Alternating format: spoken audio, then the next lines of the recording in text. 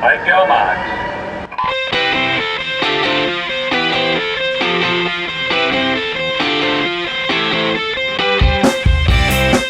You're listening to the Pool Boy Podcast.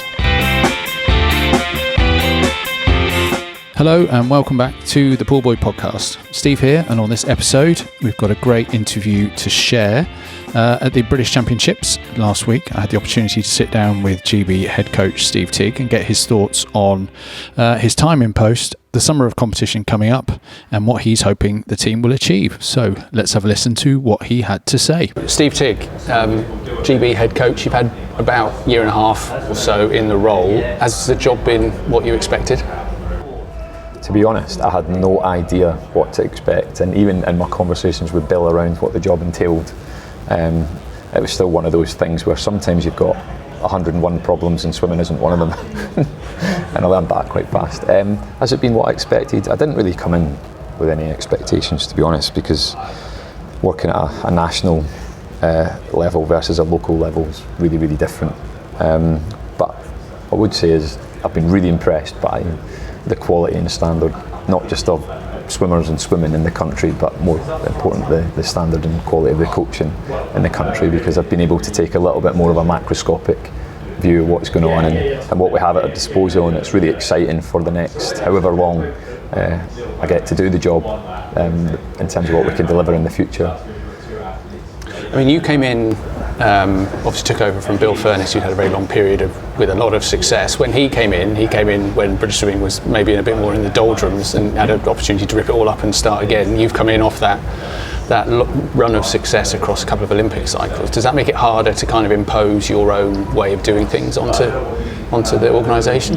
I've never one to impose my own way of thinking. I think it's more about inviting people into the ideas or the opportunities that I had as a coach, and sharing those learnings, and you know, if that can help people, particularly within the national centre structure, then we can do that. And I never felt that it was harder to come in when it's been going well, because when it's going well there's momentum and energy, and we really wanted to use that. We were aware that some people felt that we had an ageing cohort.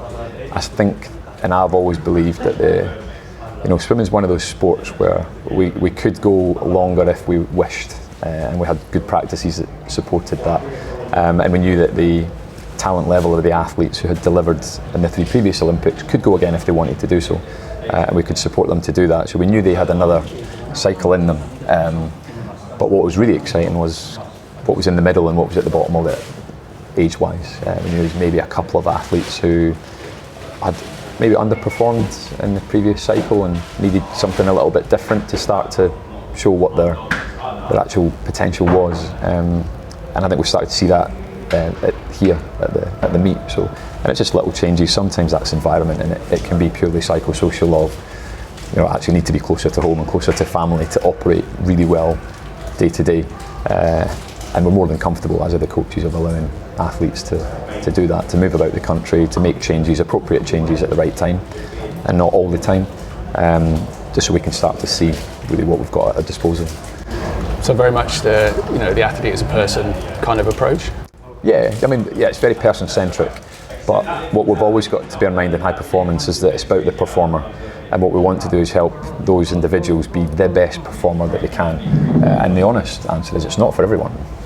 Not everybody wants to stand at the front of this stage and sing the song. Some people want to stand at the back and play the drums, or stand at the back and be the backing singer. Not everybody's born to perform under pressure.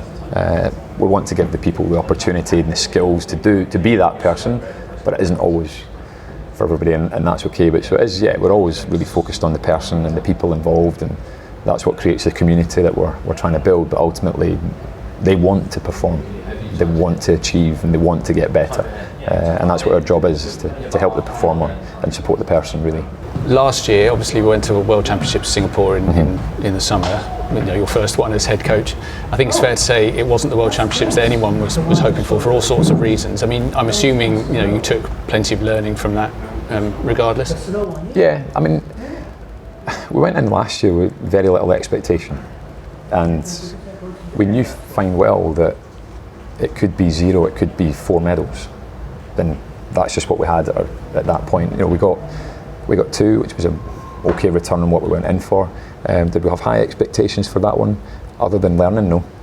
There was a lot of change last year. There was a lot of people not in post. There was a lot of vacancies. There was a lot of people who had left the system. What we wanted to do last year was experiment and learn what we had in the tank, and that was at senior level and at junior level. And we wanted to walk away from that year, from the European juniors, under 23s, world juniors and world with, right, what we're working with here and how can we make sure that we maximise that in LA without having it burnt out. You know, we don't want really good juniors in 2025 and in 2028 they're amazing and then that's them. We don't see them again. We want longevity, and that's how we're going to be successful over the piece. So it wasn't unexpected. You know, ordinarily we could go into these championships and have 12 realistic medal probabilities. Or if you've got a probability, you want to convert 75%. We went in with very few possibilities. With possibilities, if you've got 6, you would probably target a 50% return. So we knew it was going to be tough. And the athletes knew it was going to be tough, and we sold it as a bit of a resilience, character building, keep showing up, keep performing. We had a really high personal best count and season's best count at the World Championships. We just never went in with enough, you know, sharks in the tank. And we probably just, there was a few who it was new to them, didn't convert on their potential, but that's okay, because I think we're seeing already those individuals turn it around and start to perform again. So year one was about experimentation. We made a lot of changes in how we operate, some of the processes that we follow, some of the people we work with. We tried to bring the community in and work together from the coaches, and coach education is going to be at the forefront, and people development. So we weren't happy with the medal return at Worlds, but I wasn't panicked by it. It didn't put me off the job, so to speak. And nor did it affect the swimmers too much. We spoke about that. What we were was super excited about where we were and the processes that we had to build on this year. And you know, the theme this year is about building on the learning from last season and building on where you've chosen to base yourself, and make sure that by the time we get to next year we're ready to really push and test where we're at before the final year. Hopefully we can just execute, you know. You talked about building into this year and next year off the back of, you know, experience and new things last year. Obviously 26 is a slightly unusual year for you in a GB coaching post with the Commonwealth Games and then the Euros shortly after. How do you navigate that not conflict but tension, I suppose, between what the home nations want to do and what you're trying to achieve? Yeah, the most important thing is to collaborate, work together and bring them with us, and you know, sometimes that means compromise. Totally understand the importance of a home Commonwealth Games for the sport of swimming. The profile of the Commonwealth Games in Glasgow will be higher than World Championships when it's not in our country. More people will be interested, and I know that from last time it was in Glasgow and every time we have a Commonwealth Games. It's great for the athletes, it's great for the sport. So we want to go there and we want the athletes to perform at the very, very best. So the home nations are all aligned with what we're trying to do this summer. You know, the target meet will be the Europeans. However, the Commonwealth Games will be a target competition. The athletes will go there fully prepared, and the challenge to the athletes is, okay, this is a real big opportunity this summer to be resilient. We've got the Commonwealth Games, we've got 10 days, and then we're going to go to the Europeans. We're going to reform as the British team, and we want to put a massive emphasis on how we perform in the relays, because that's our opportunity to have the Great Britain 4x1, 4x2, medleys, freestyles, mixed, etc. And that's what we want to do there, because the standard at the Europeans, particularly on the men, is really, really high. And we want to go there, not tired, because we'll recover and we'll regenerate, but emotionally, can we go again? Because we feel that if we can do that really, really well, we're going to be much better prepared for the Olympic environment, which is a brutal 9-10 day competition in the SoFi Stadium that's going to be very partisan and very pro-America. And that's what we're trying to do. It's just use this summer to build towards a crescendo of lots of opportunities to race, and particularly more from an individual point of view in home nation focused at the Commonwealth Games, but at Europeans perhaps we take a lighter individual schedule and we go all in on what our relay is going to be able to achieve here, and where do they need to be in 2026 to ensure that in 2028 we can be competitive on all 7 relays.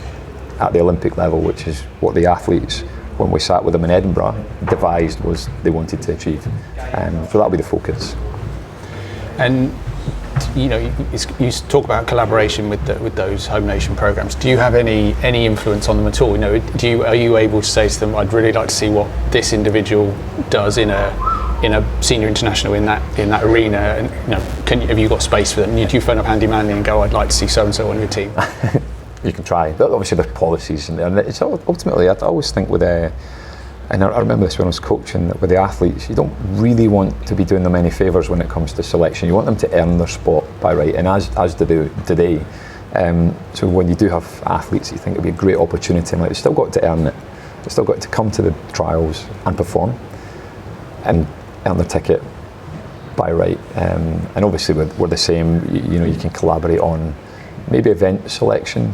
Let's not overexpose them, because the last thing you would want is somebody going to the first meet and breaking down because they're taking on too big a schedule and then they're out of the next meet. So it's more about that management and the health piece, which we're going to put a big focus on with the athlete and with Kate, our doctor, because that's a real big strategy for us as we go into LA and forward, is staying healthy in the arena, because the last 2 seasons it's unfortunately impacted the performance of the team as a whole.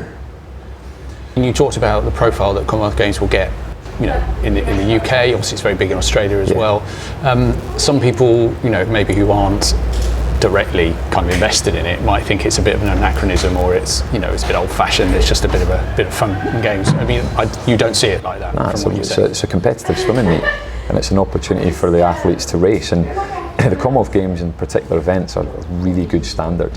The other thing with the Commonwealth Games is that there's, I think, from all the associated federations, there might be about 80 to 90 British eligible athletes racing in the summer in a more pressurised situation, and that's where what we can identify is there'll be hopefully 1 or 2 who pop up and rear their head, and then they come on our radar, and it's a great opportunity for the development of the athletes and the programme as a whole. And it's a fun meet, and I'd argue that it's higher standard, it's higher quality, or not as gimmicky as the Pan Packs, to be honest. So I was going to ask you about breakouts. I mean, we've seen in previous years, 2010 Michael Jamieson, 2014 Adam Peaty, those kind of names that pop up and then suddenly do something amazing at the next Olympic Games. I mean, I'm not going to ask you to name names, but are you hoping that someone like that might suddenly make themselves known? Yeah, and I know both Ewan and Nathan are the same, really excited about the opportunity for some of the younger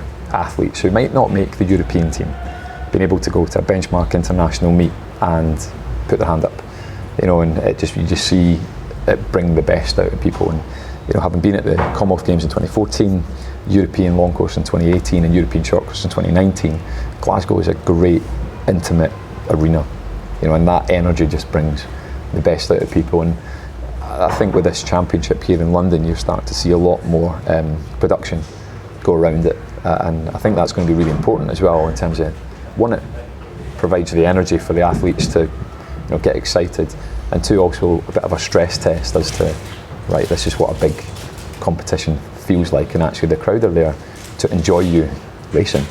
They're not there to judge you, they're there to enjoy what it is you're about to do for them, which is a performance. So just go in and give it a go. You talked about resilience and that short turnaround from Glasgow to Paris. Obviously, 2014 was a similar sort of arrangement.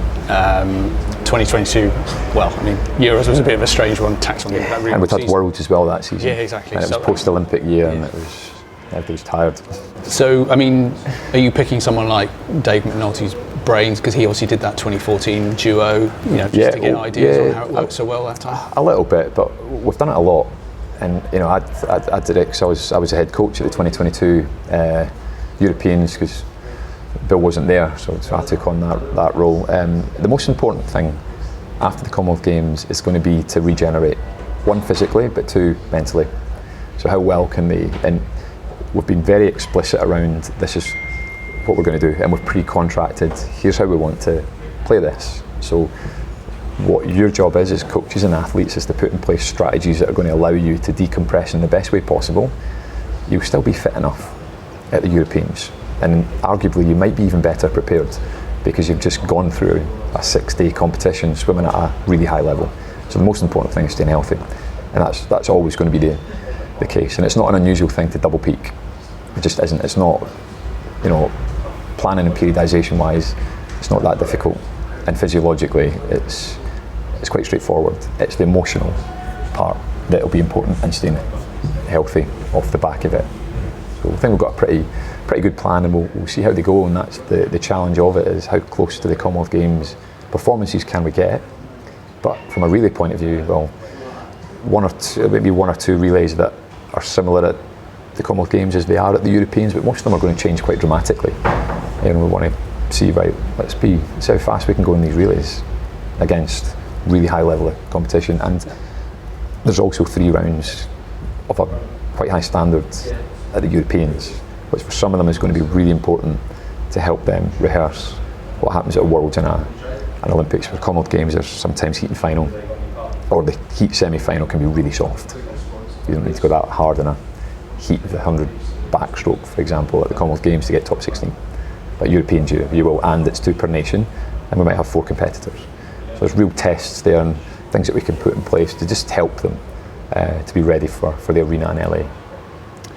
We've talked about Euros before. When Britain goes to the European Championships and focuses on it, and I know I'm not suggesting you ever go and not want to do well, but when it's been more of a focus and not just tacked on or hidden away at the end of the season, they tend to do very well.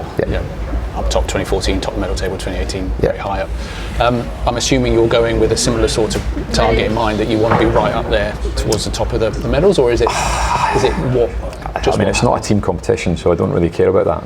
If it was a team competition, I would care about it. It's about the individual athletes, and what we're not going to do is force people to overswim at the Europeans, having just done the Commonwealth Games, so we can top a medal table. Because we're not bothered. I'd rather have individuals who are going there and performing really well in an event, but maybe sacrificing another one. And it's the same with the relays. There's too many relays at the European Championships. In some ways, it looks like a bit like an age group meet. So there might be relays that we think we'll focus on the Olympic relays, and we'll allow some of the non-Olympic relays to be development opportunities for the relay alternates who don't get the chance to swim the final. Because what we'll task them with is, this is your relay, make the final, and then let's go in the final and expose yourself to everything that comes with it. But if it was a team competition, 100% go there and I'd want to win it on the scoreboard thing and the medal thing. But ultimately what we want to do is maximise the opportunities, but be mindful that we've asked them to do the Commonwealth Games. Now we're doing that, and it's different. Worlds the year after, we would absolutely want to maximise the medal chances and use it that way. So we'll see. We're speaking on the last day of British Championships. Just one final session to go. There's obviously been some really fast swimming this week. You've got plenty of people who've made your GB qualifying times for your selection for Paris. Are you satisfied, comfortable, happy about what's happened this week? Yeah, last year when I came to this meet in my first year, it was a bit like nobody's where I want them to be, programme-wise or fitness-wise or process-wise. This year we came in confident. We knew what processes were being followed day to day. We knew how prepared people were going to be coming in, and we were confident that they could do best times. And there's a lot of people doing really strong best times who've been around for a long time. And take an example of Abby Wood last night in the 200 medley race. That's a really big best time for an athlete who's 27 years old. And that's been across the board that we're seeing that. There's a few races that you maybe thought, oh, that wasn't quite what we expected. Maybe the men's 100 back. We thought there would be more of them peppering the 52 territory, but we'll just have to keep that powder dry for the summer. But I've not done any analysis. But on the whole, as we sit and we observe, we're looking at, okay, the winning time is quicker, to make the final is quicker. So the coaches are doing a great job of improving the standard of swimming in the country, and we want to keep that going. We're really happy with who's making the team, the numbers that we've got at the minute, and hopefully we can add a few more tonight. And then that gives us the opportunity to add the alternates that are going to go and support the relays. There's one or two athletes who unfortunately couldn't swim because of injury and illness, and would want to come to this meet with a full cohort, fully fit and at the best to create the type of competition we've never seen before. But we want to keep building the standard of this meet because jeopardy is important and it prepares them for the big arena. And I think you've seen a lot more races where there's close finishes but the quality's high. and we just want to keep supporting people to do that. So on the whole, we're really happy, but your job at a trials is to come and get on the team. Then you have to be better in the summer, and that's going to be the challenge now. Is I don't see anybody that's came here and really thrown the kitchen sink at the performance, and then they're going to be scrambling around wondering, I don't know how we're going to get faster in the summer unless I throw even more at it. Most people have came here with measured, knowing exactly what it is they need to do in April and what they need to add in cycle 3 to be even better at the Commonwealth Games and Europeans, and then what we can do in cycle in year 3 to be even better again, and then at our very best in year 4. And that's the mission, that we want to peak in the Olympic finals in LA, not the year before, not 2 years before. Well, we're all obviously looking forward to LA and seeing what Britain can do there, but before that, 2 big meets in the summer. Steve, thanks very much for your time. Really appreciate it. And we look forward to seeing what happens in Glasgow and Paris. Yeah, super duper. Many thanks to Steve for his time. It was great to hear how he's finding the role and what he's hoping the team will achieve this summer. If you want to get in touch or you want to make any comments on what Steve had to say, you can find me on socials, at Poolboy on X or at Poolboy UK on Instagram, or you can go to poolboy.co.uk/contact to send an email. Until we're back with you again with the next Poolboy podcast, thanks for listening. You've been listening to the Poolboy podcast. For more episodes, visit www.poolboy.co.uk/podcast.